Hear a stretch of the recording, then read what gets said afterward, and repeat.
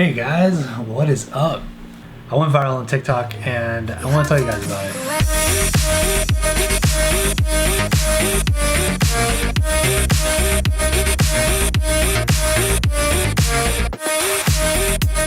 Today, I'm going to be going over a video that I posted on TikTok that got 3.4 million views on my page and another 1 million views on another page. It's about Kobe Bryant's passing. So I was just taking a video of one of my friends. We were out and the video, I've had it for like 3 years and I didn't do anything with the video. I just had it in a vlog and that was it. And then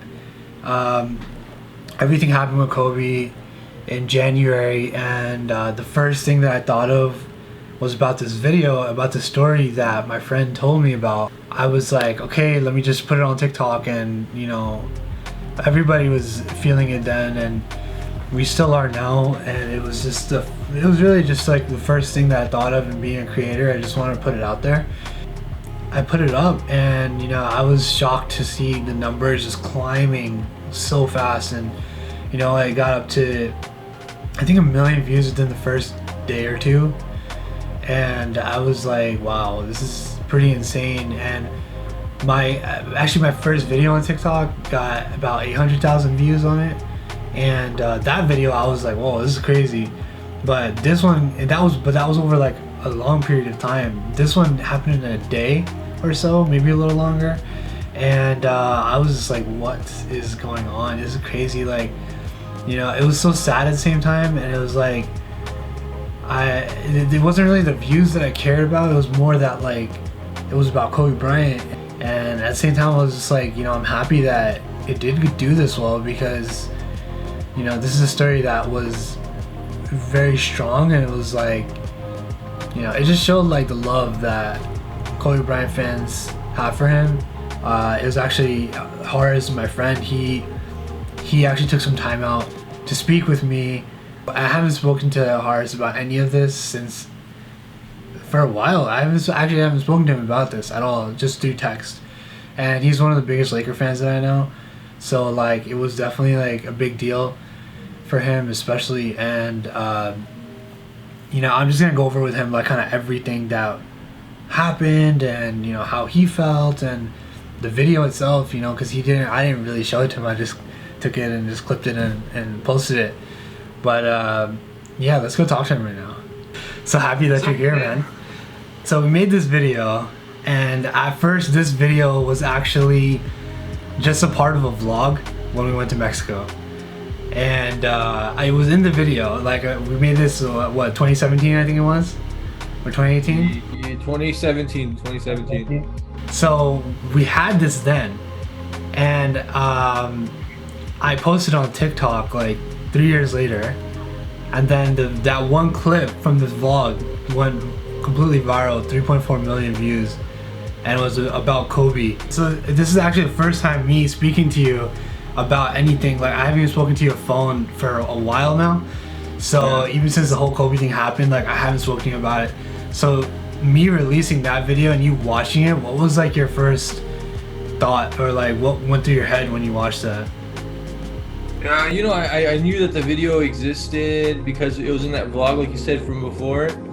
But it was just crazy to hear it again in the context of him passing away, because you know, it was just different. It was different, and it's cool that it went viral, because it's kind of like I had some type of you know, I guess I got to share my perspective with, you know, Kobe, you know, during that time. So I thought that was cool to have that. Literally with millions of people, like literally. Yeah, because like, we all were kind of struggling. Everyone in the world, not to, you know, because it's not. He's an athlete, but he had an impact on people in a way that, like, you know, was translatable to life and your day-to-day activities that anyone could really relate to, like how you approach life and things like that. So it was cool to share like my perspective with people, and I liked hearing other people's perspectives too. So it was nice to have a voice in that. When we were there recording it, could you kind of like go over what was actually happening and how we got to that point of like talking about Kobe?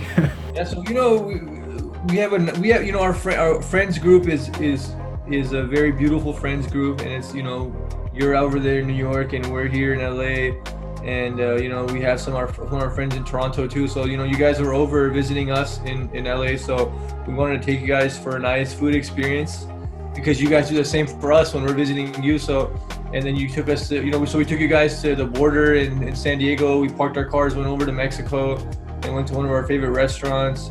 And you know, we were just doing what we always do, just, you know, kind of, you know, enjoying and eating and just talking about different things. And you know, so a lot of our conversations, you know, they're funny and then they get serious and then they kind of go between the two. And so yeah, we, you know, we just came up talking about, you know, sports, because we talk about the Lakers all the time. I mean, it's even right now to this day, like every other day, we're talking about the Lakers. So we brought up the topic again, and then sure enough, you know, we started talking about Kobe, and then we started going over, you know, different experiences we've had with the Lakers, growing up in Southern California. And I just kind of shared the story just casually, you know, we were just messing around. I just shared it, and it was just like a funny story, and it was cool. And that was the context at the time, because everything was, you know, everything was great. 2017, no issues really. Yeah, definitely.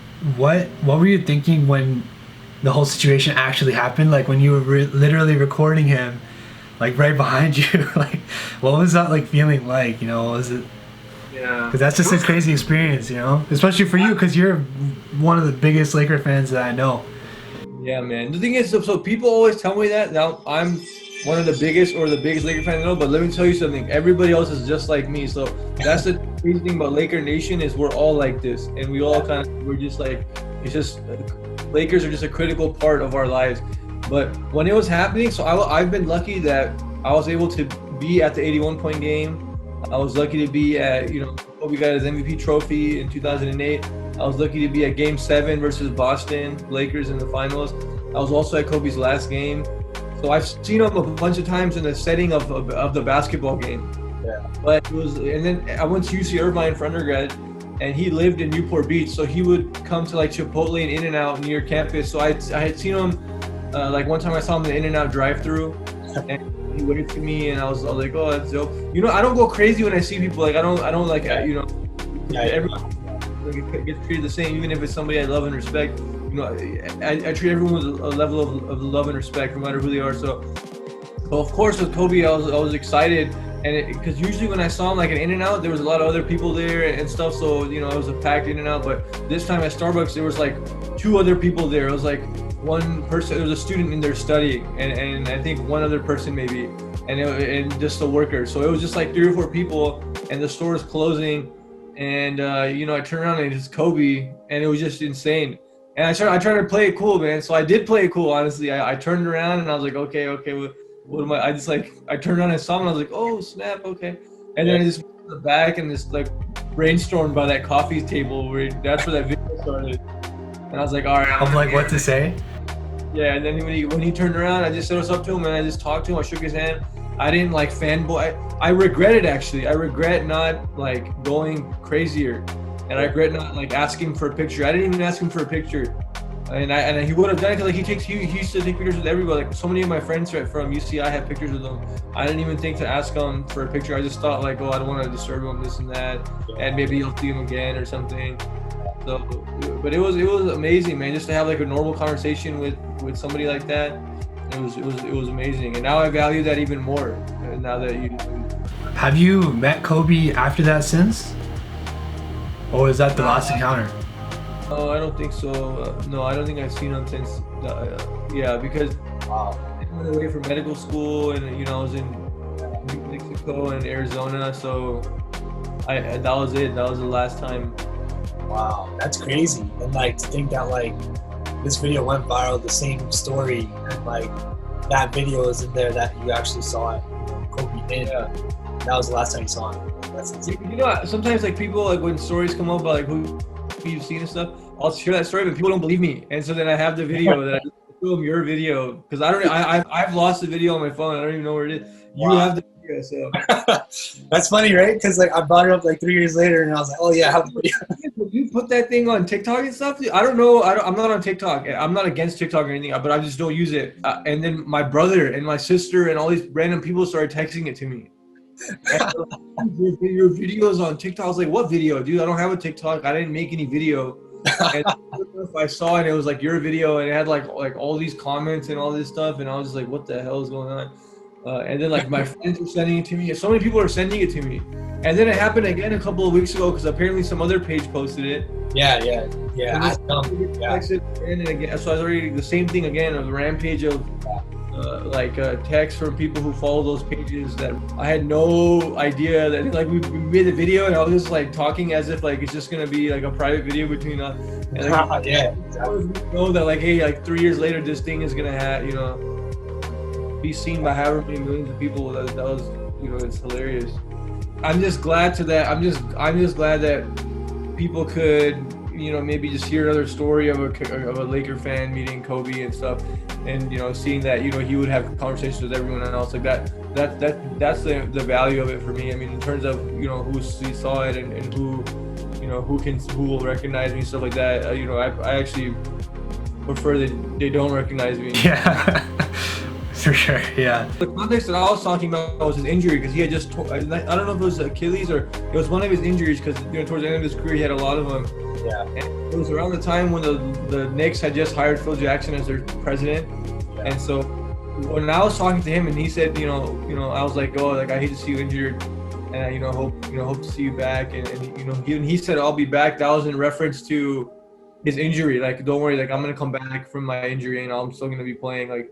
You know, and when I say in the video, oh, he never came back, what I'm saying is like, oh, he never like returned back to like full health. That's what the context was. Like, Sure. It wasn't like about his life or anything like that. So, but then afterwards, it like was eerie because like you could like somehow apply it to what had happened. Hey man, thanks so much for helping on the phone talking to me about this. I really wanted to get this story out. I'm glad to be able to share, just, you know, share my little story. I mean, it's just a small story, but it's just one example of many that people had. And, you know, I mean, and that's life. You know, people come and go, but, you know, his was tragic because it was earlier than it was expected. His kid was with them, Gigi was with them. So you know, these things, you know, life's not permanent. Unfortunately, this is, you know, what happens. So, you know, take-home message for me really afterwards was to just, you know, you just enjoy every moment that you have. So.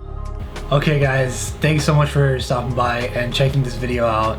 It really means a lot that I was able to talk about it and talk to Harris about it and actually get the story out.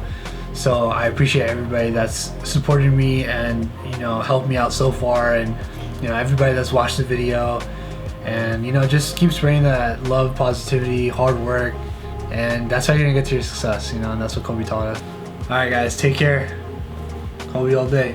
Peace out.